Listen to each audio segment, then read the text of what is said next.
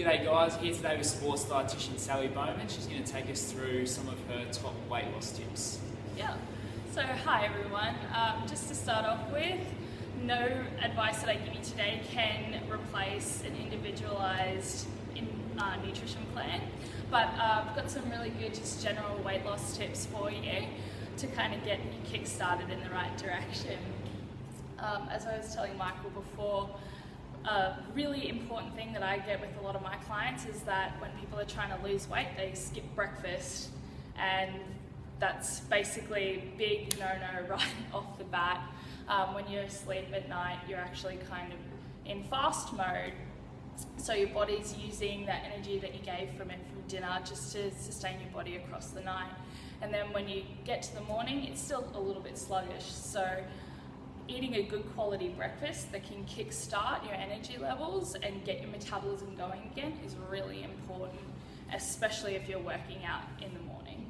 So what's a good breakfast that we can have? A fantastic breakfast would be something that has fibre, is low in GI, it does contain some protein. So something like a low-fat Greek yogurt with some muesli and a high-fibre fruit like berries or banana is a really good way to go.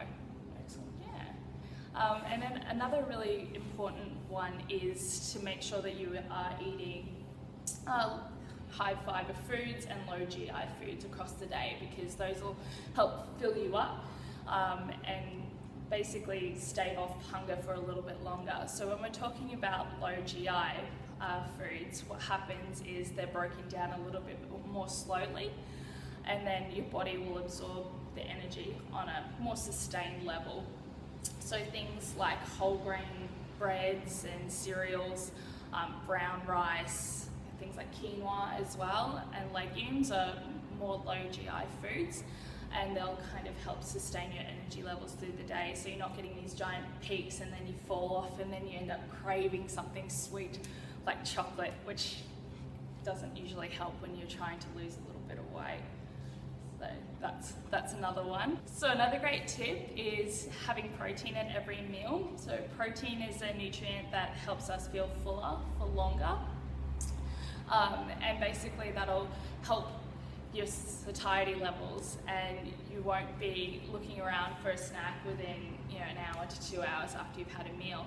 So incorporating protein at every meal is a good way to make sure that what you're eating across the day is a little bit less than usual, because as we know with weight loss, it's energy in versus energy out.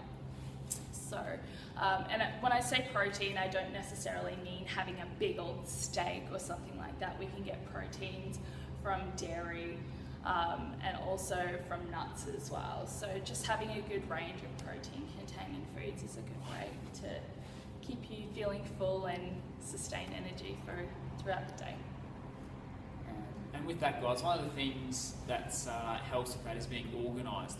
So whether it's on the weekend, preparing your meals before your week, so you're not trying to find those protein sources at the time you want some food, it's really good to be organised. Yeah, and having a set plan for your week, not necessarily cooking those foods for your week, but planning out how you might get your meals throughout the day and throughout the week is a good way to be organised and stay on top of it, and it really can make all the difference.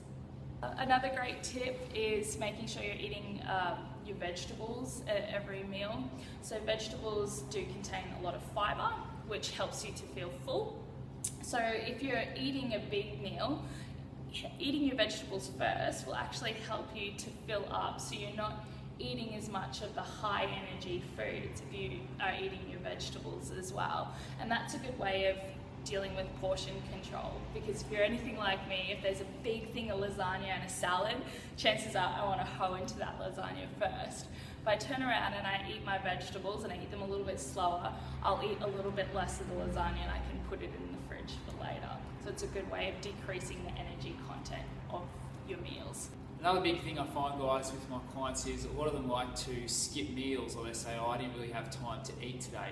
So that's a bit of a big no-no, isn't it, Sally? Skipping meals could seem like a good idea because you're eating less. However, when we tend to skip meals, we get a little bit ravenously hungry, and then we end up eating more as a result.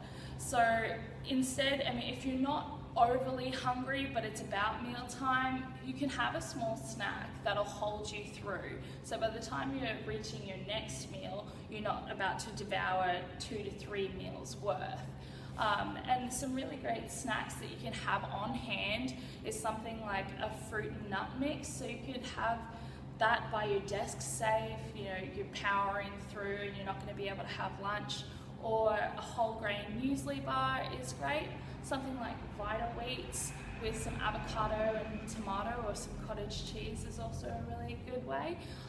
But if you're wanting a really small lunch, tin of tuna with some veggie sticks can be good as well. Yeah. So these were just some general tips to kind of help you kickstart.